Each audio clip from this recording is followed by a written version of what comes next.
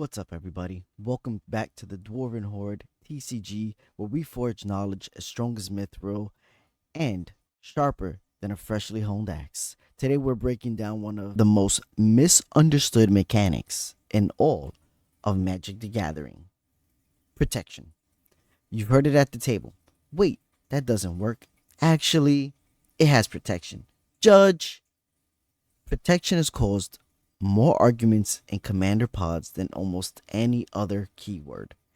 And honestly, it's because people only remember about half of what it does. So today, we're going deep. We're going to cover what protection actually means, the famous debt rule, how it interacts with combat, how it works with board wipes, common mistakes, and how to use it to dominate your commander games. Let's get into it. Protection is a key word that reads: this permanent has protection from quality. That quality could be a color, a card type, a super type, a specific card name, or even something wild like everything. A classic example of this is Mother of Ruins, which can give a creature protection from a color until end of turn.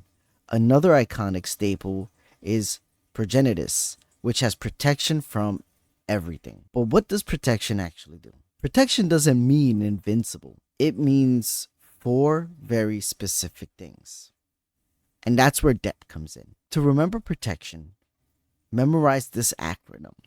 Debt. D for damage. E, enchant/equip. B, block. And T, target.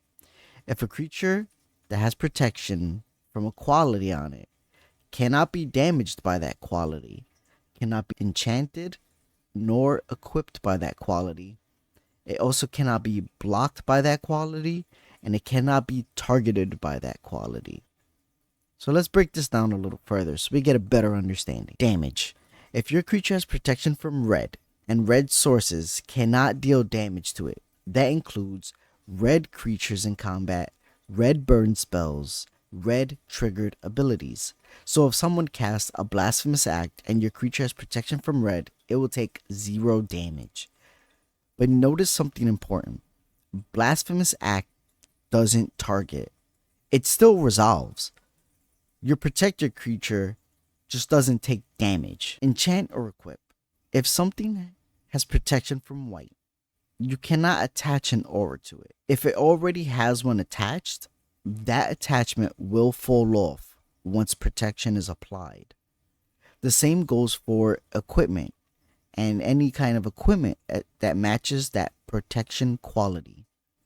This is huge in Commander, where Voltron decks rely on stacking equipment. If your creature has protection from green, green creatures cannot block it.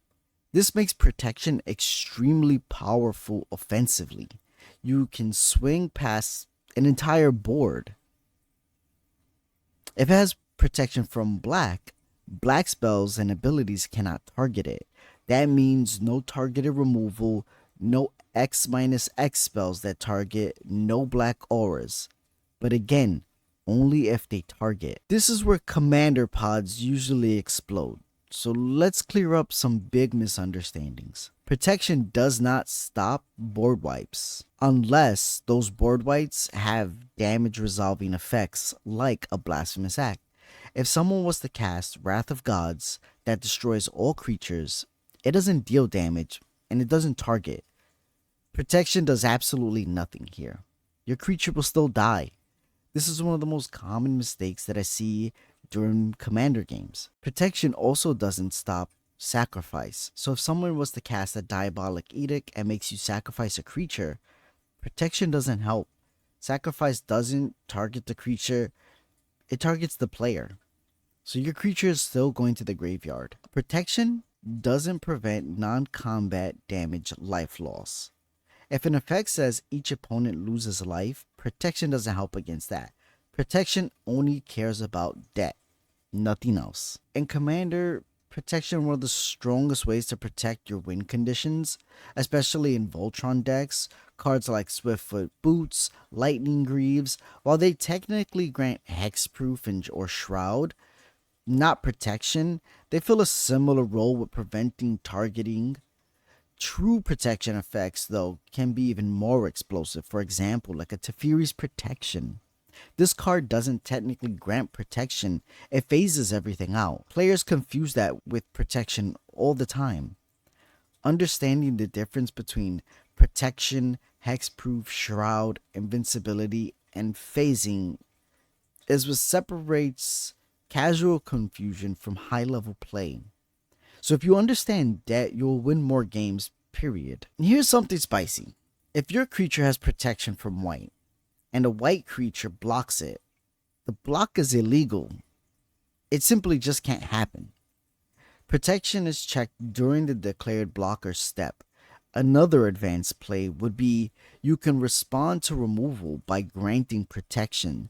Someone cast a black removal spell targeting your commander. Activate Mother of Ruins. Give protection from black. The spell fizzles.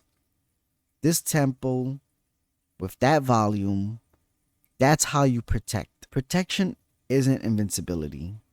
It's precision.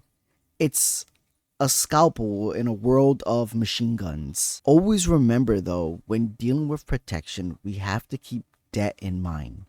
Damage, enchantments/equipments, block, and target. If it's not one of those four, protection still is vulnerable.